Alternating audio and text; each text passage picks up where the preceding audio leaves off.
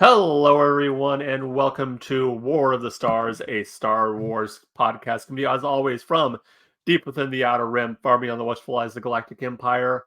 My name is John Mark Tolley, and joining me, as always, is my co-host, Garrett K. Jones. How's it Garrett K. going? It feels it's doing pretty good. That felt a lot more natural. All is once again well in the universe. Last week, Garrett started it, and it just felt there was a disturbance in the Force. Yeah, I It don't know just what felt it was. odd. I It think I felt was odd. possessed by like a Sith Lord or something. Yeah. Well, here we've gone from being Hoth to now Dagobah.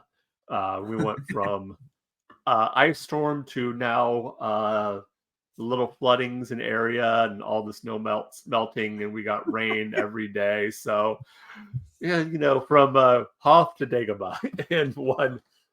But that's living in the Yeah. Midwest. Here it's been kind of weird. Like all last week we got tons of rain. In fact, Monday it was pouring rain most of the day. It was really beautiful. It was really nice. It was coming down pretty hard too. I was very much relaxed and enjoying it. And then the last few days, including this morning, it was super foggy. And usually it's foggier out in the countryside because once you get the cars going through the city, the heat from the engines and everything just kind of burns everything off. But it was super dense fog where I live. And I actually had to drive across town and take my son to school this morning. And by the time I got like 2 miles out from his school, I'm out in the country and it's clear and sunny. And I'm like, what the heck?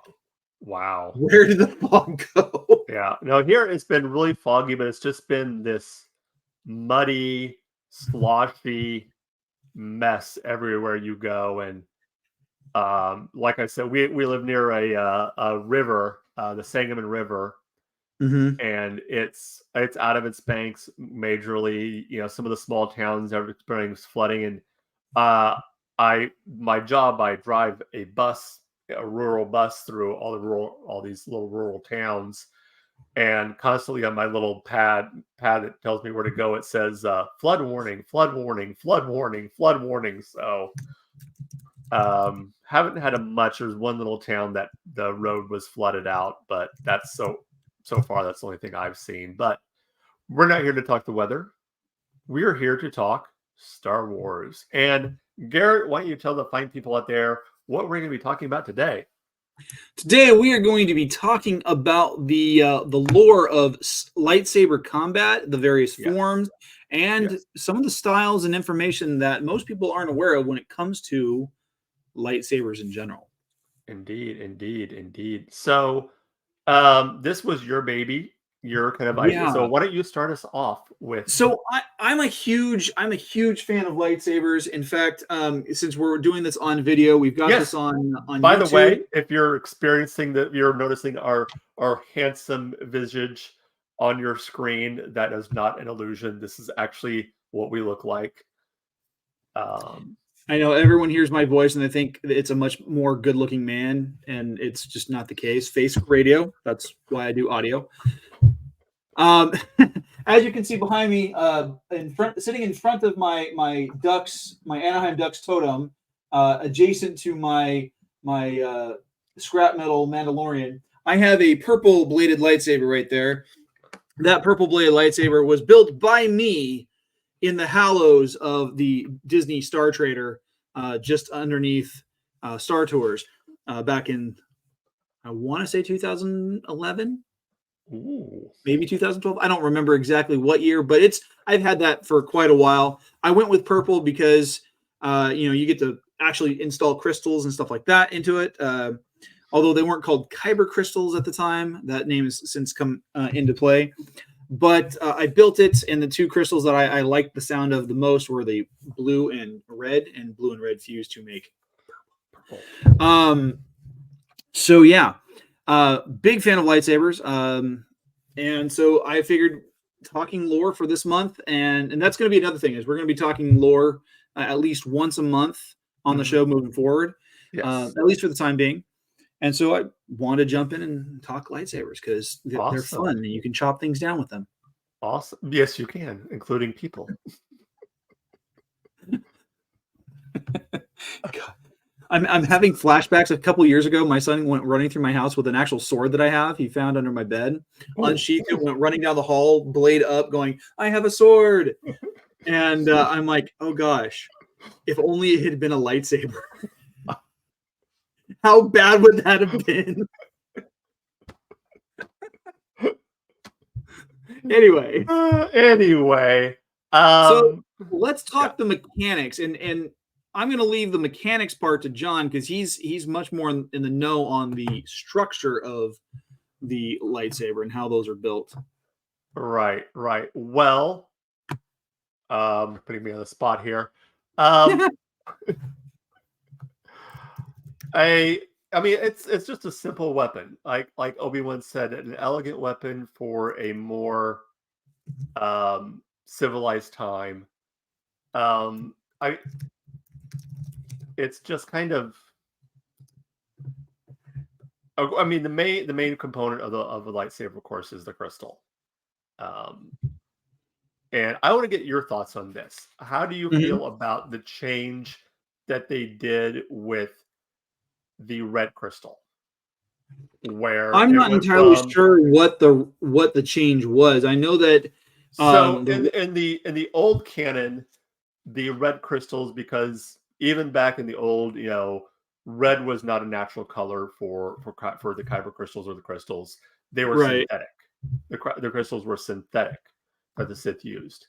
The new canon is that the way that a Sith gets his lightsaber is he builds his lightsaber, and then he defeats a Jedi in combat, without either with another lightsaber or some other weapon, and then takes his crystal, and then he does what they call bleeds the crystal. He takes the crystal and he imbues all his hate, all his negative energy into this other crystal until it cracks and bleeds, and that turns the crystal red. See, I actually like that because while it makes sense that the Sith would do something on a synthetic level, because I like the fact that what they're doing is they're bending the crystal to their own will, and which is exactly what the Sith are all about. The Sith are all about control, and we're gonna talk about this on the show next month when we start talking about the lore of the Sith. So we will be tying this back in, but the Sith code, the axiom statement for this whole thing, this mantra, if you will, says, "Peace is a lie. There's only passion. Through passion, I gain strength. Through strength, I gain power." And so the fact that they are doing everything they can to generate power, even forcibly, because the statement continues on by saying, "Through power I gain victory. Through victory my chains are broken. The Force shall free me." But it's not freeing, because they're still, in order to work that lightsaber into the way it's supposed to be, they're actually enslaving themselves. And they're just chaining themselves to a new master. And so, I like this change to canon. It's one of the few changes to canon that I've actually said, okay, this actually works better. I agree. I like that. Yeah, I don't really have a lot. I mean, you kind of put me on the spot there for. Shall we go into the different forms, or do you want to talk more about the construct or the? Well, let's kind of talk. I did want to talk a little bit on the just the kind of the history and the origin of the lightsaber, because obviously the lightsaber, you're looking at it from a cinematic perspective. Obviously, it's the origin is, hey, they were trying to build some really cool futuristic weapon, and they decided to take a bunch of the camera light parts and just build that, and that's what they used. And then the design has just evolved over the years, to where basically when they're practicing, they don't have to paint the colors in anymore. They actually have real light up lightsabers. But the lore origin is that about some 15 to 20,000 years before the Battle of Yavin, they were using force sabers and actual real swords, but eventually they went the way of what we know of as the traditional lightsaber. And so I just gotta say I didn't hear about half of that. My kind of froze up here for a couple of seconds. Oh, no. Over at my end. I got the blue. I got the circle of death for a couple. So hopefully everyone else got that. I'm I was hoping just so over too. here. What's that? I'm hoping so too. All right. So where? Yeah. So, but I was just briefly talking about the origin, how close to 20,000 years before the Battle of Yavin, they were using real swords, and eventually the use of swords evolved into what we know of as the traditional lightsaber. Yes. Because the adoption of lightsabers by the Jedi didn't happen until an invasion of the Republic in 5000 BBY and the start of the Great Hyperspace War. That's when they started being used by the Jedi, and it became kind of the traditional weapon. Mm-hmm. So let's talk forms. Yes.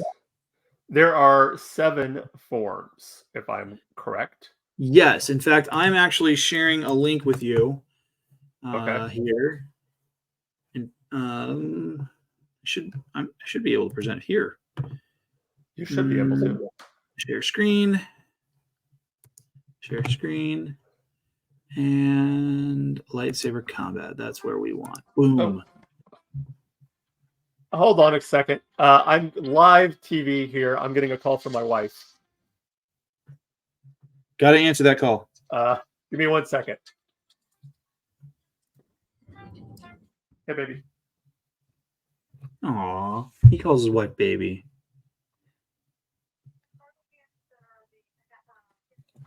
Yeah. Sure. You caught me recording, so. Oh, okay. Hold on, let me check. Do do do do do do do do do do do do 3632. do. So while John is on the phone with his wife, I'll give you a few more tidbits about the lightsaber. All right. Oh, he's back. Never mind. I'm back. All right. What are we looking at? Oh, I was looking at the history of the lightsaber, but I'm actually back on the shared screen. So what we're looking at here is a page from Wikipedia. It is the official wiki for all things Star Wars, starwars.fandom.com/wiki/lightsaber_combat. And so there, as John was saying, there are 7 forms. And so we have, they have names. Some of them are given other nicknames, but there's technically 8 forms, but we'll go into that in just a moment. Right. So John, go ahead and let's talk about the first form there. Yes, Shicho. I mean, from what I understand, from what I've been able to gather, this is the basic form, as it says right here, the oldest form. This is the form that every youngling will be taught initially. Every Padawan, every Jedi learns Form 1. That's not to say that just because it's simplistic that can't be a effective combat form. In fact, and I cannot remember the Jedi Master's name, not Plo Koon, the green guy with with all the Kit Fisto. Kit Fisto was was known for using this style and being quite proficient in it. This was his particular style that he was known for and was most effective in using. But this is the one, as it says, simplistic style that balance traditional maneuvers intent on maiming or killing with a focus on disarming a, an armed foe uses against multiple opponents. It was popular amongst Padawan in the Jedi Order. Yes. So yeah. that is that's the first form. And just like with any martial art, you always learn a base form. So like when I did Taekwondo, the very first form you learn is called Chunji, which means heaven and earth. It's this balance of push and pull, of kicks and well, not so much kicks, but blocks and punches. Yeah. So there's a lot of moving forward, a lot of moving backward, and you actually end up hitting all 4 cardinal directions. So forward, backward, left, right. In that, and form 1 is very similar to that, where you learn all the basic strikes that you're going to need with a lightsaber, and a lot of it is just learning the diagonal move, the lateral move, the vertical move with the weapon. Form 2 is called Makashi. Yes.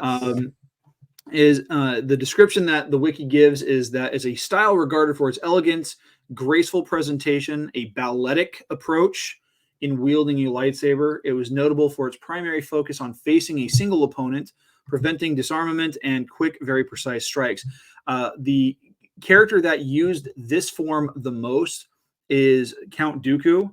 And so like the design of his lightsaber with that angled bend in the hilt is perfect for this, because the design of his was meant for fencing. This is basically the refined fencing. Yeah.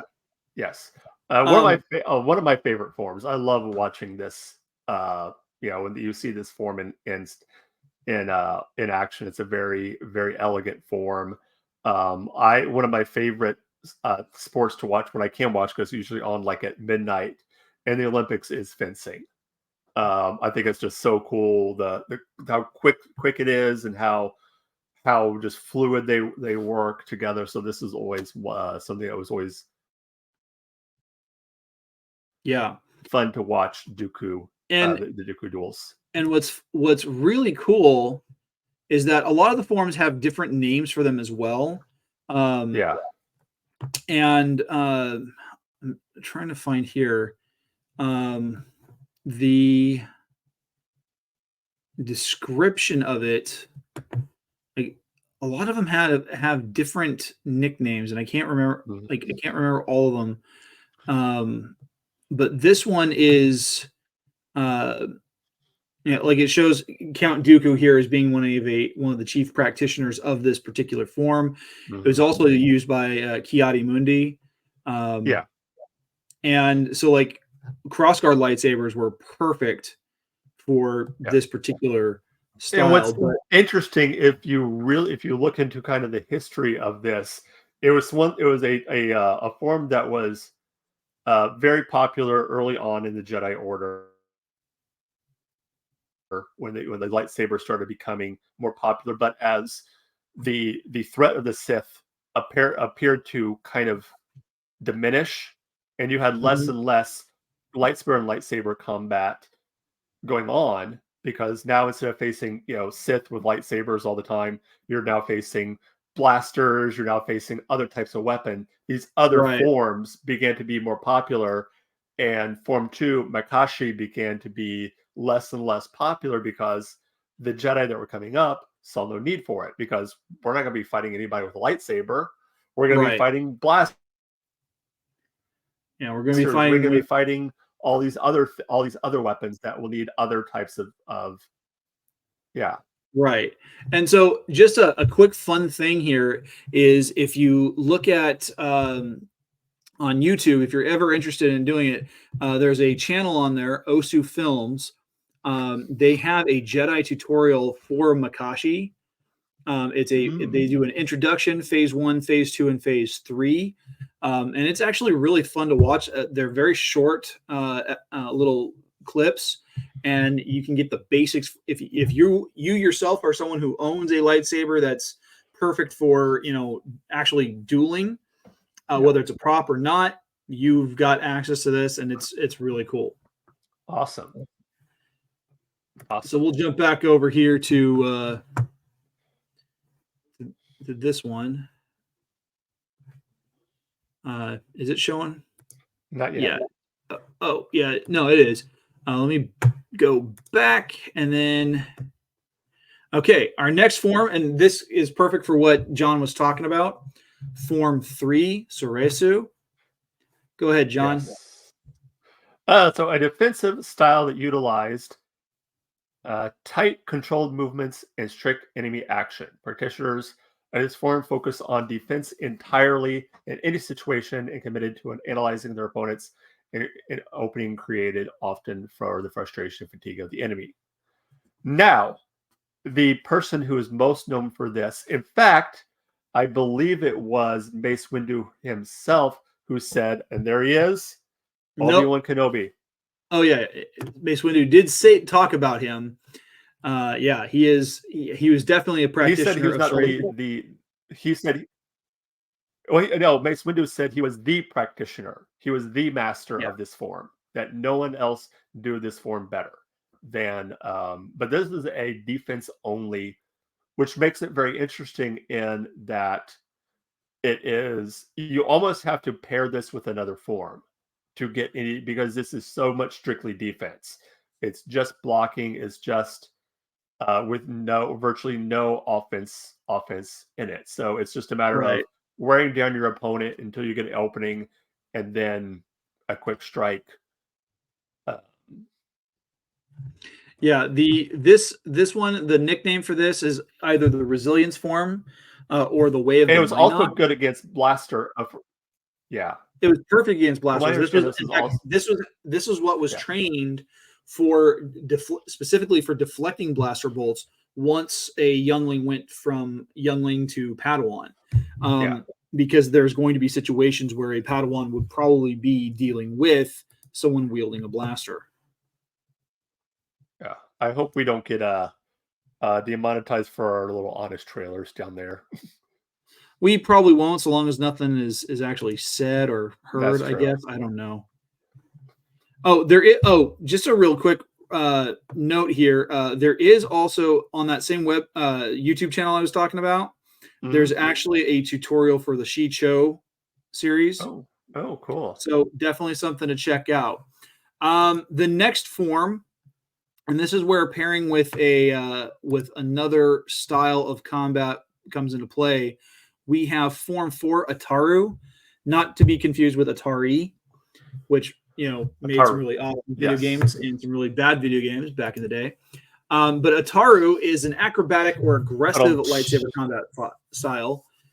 It places a greater emphasis on using the Force to enhance movements in all areas of combat and required great room to attack from all directions.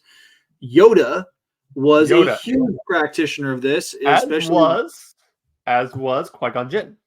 Yes, he was. But also so was Anakin Skywalker. Yes. This was one of the forms that he used almost exclusively in a lot of cases until his combat style became a little bit more aggressive. But one of my favorite characters from all of Star Wars, even though he's technically not canon anymore, that used this was Galen Merrick, aka Starkiller. Yes. Another practitioner of this one is Ahsoka. At least when she's introduced early on in the Clone Wars. You see her doing a lot of jumping, a lot of leaping, a lot of acrobatics type stuff, especially once she developed her two saber style combat. Mm-hmm. And so it is an aggressive style, but it's a lot more. It's a lot. There's a lot more movement involved with this particular style, simply because it requires you to be moving. This is why, basically, if you really want to do it well, you have to be a frog hopped up on ketamine. Exactly. Yes. Yeah. Or a little green Muppet. Yep. All right. The next form is Form 5, and speaking of aggressive, we have Vader style. Yes, the Xian, which is developed by the Sith, but it was also called Gemso. It was the fifth lightsaber combat form. It was used by the Jedi Order, although the Sith Xian was specifically designed for killing and really injuring people. And this became Anakin's de facto style of fighting.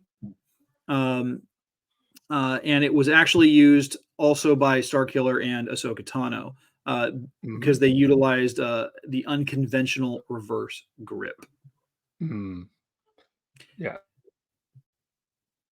One of the things I think was so cool about this particular form was just like there's a lot of heavy strikes, and especially with Vader, you can see the aggression. What I noticed now, I always like to kind of look at real world analogies of like what this would be akin to an actual sword. This reminds me a lot of when you see like the medieval knights sword fighting.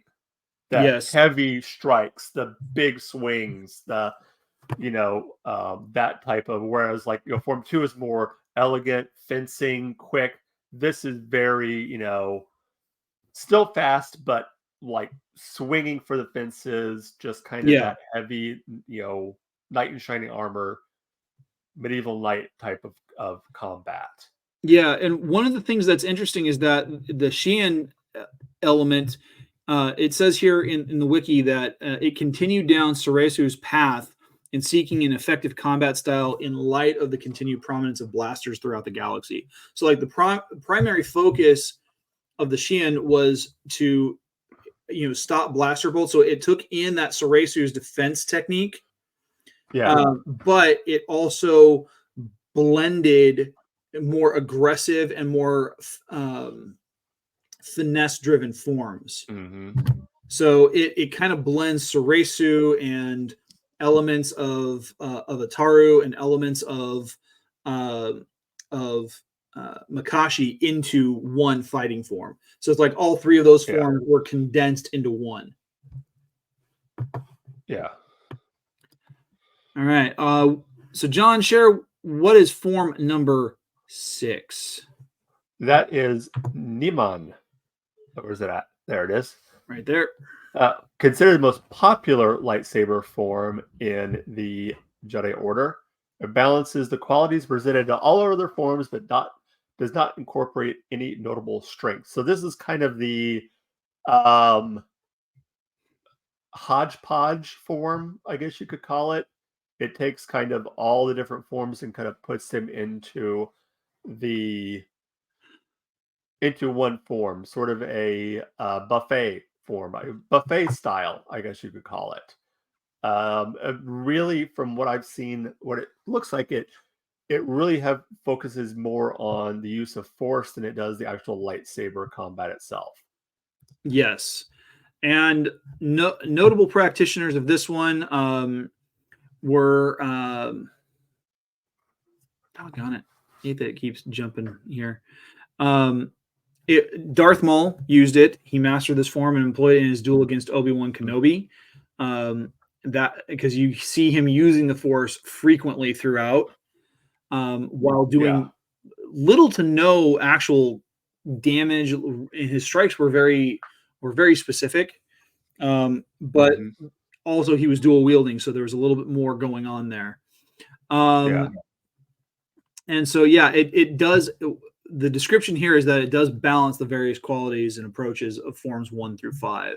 So it picks things that it wants to teach and kind of that buffet style, like you mentioned, and then puts them together as a hodgepodge with more emphasis on force use. Yeah. So, and then we've got Form 7. The pod or Juyo. Yes. Go ahead. Take this one. This is what I kind of know a little bit about. A very controversial form. Because of its Not as reckless as Juyo, but still, it is very controversial, especially among the Jedi, Mm-hmm. and not one that is widely taught because it relies so much on aggression and your emotion. And there's a huge lean towards the dark side of the Force with this one. And Mace Windu was the chief practitioner of it. In fact, the Vapad variant was developed by Windu, um, and drew upon the anger and aggression. But Mace Windu walked that fine line, that razor's edge of light and dark, which I think is personified brilliantly with the fact that he himself uses a purple bladed lightsaber. Yeah, and you see that kind of how close you get. He gets to one of the things that he did is you see that during his feud, during his I almost said feud, but his duel with Sidious, Yes. where he's literally taking the dark side and then pushing it back against, which is something he would do. Is he Yeah, would he's he would take using that that power energy to resist. and then just To, get as razor edge close as you could to going over the dark side without going over the dark side. yeah. Which it says right here, this mindset. It says the Juyo variant focused on aggressive assault in a mindset that drew upon anger and negative emotions to fuel relentless assault. The mindset caused many users to fall to the dark side or close to it. The Vapod variant developed by Mace Windu similarly drew on anger and passion, but required the user to not give in to them. Yeah. Yeah. And what's interesting is there's a one of the Dark Horse Clone Wars graphic novels. There's a chapter in volume 1 where Windu is trying to talk down some of his fellow Jedi who are agreeing with the separatist movement.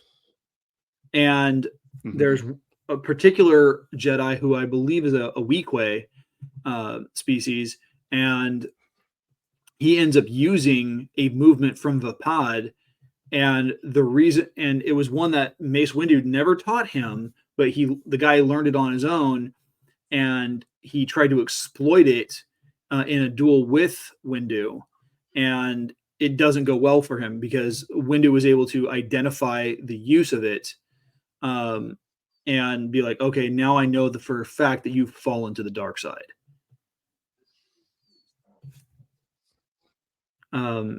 Which, because the way it was used, it wasn't used to simply draw on the negative emotions. It was actually a release for those negative emotions because that particular Jedi had turned. So yeah. Of course, now we're coming to the last. It's not a traditional form because it's not numbered. It doesn't have any particular stylization to it. Yeah. But the last one that we have is called Jarkai. It is a method for using 2 lightsabers during combat, be they single blades or double blades together. So notable practitioners of Jarkai were obviously Darth Maul with his double-bladed lightsaber, Ahsoka Tano, who ended up dealing with a full-size lightsaber, but as well as a short or Shoto lightsaber. But then you also have the double dual wieldist Asajj Ventress herself, who actually had a lightsaber that could separate in 2 from being double bladed or being 2 single bladed lightsabers. So this particular stylus variant depended more on a physiological or technological capability of the combatant. So it draws more on the physical exertion rather than the mental, emotional, or even like the force wielding spiritual elements. It's all about that technology. So that is the final form that we get to talk about. And actually, Jarkai was one that was used specifically by the Jedi sentries who guarded the temple. because they usually used would use double-ended sabers. Yeah. One thing I find interesting in when you hear other characters who aren't Jedi pick up a lightsaber, whether that be a regular lightsaber or the dark saber, is they mention how heavy it is. Yeah. They seem to always mention like, oh, this has weight to it, which is unusual because you think a weapon that is basically based on light would have no weight to it, but apparently, the blade itself doesn't have any weight. The weight is all in the hilt. The problem the problem that people have with it is that they expect the handle to be light and to be, not so heavy, but once they ignite it, because of that weight, they often, without training, they often think of they often mistake the fact that there's no weight behind the blade, and so they kind of make things top heavy, so they accidentally cut themselves or lop off arms and stuff like that. Yeah. I like the little meme that has the circle graph with what would you do if you had a real lightsaber, and it was like 90% was like cut off your own hand.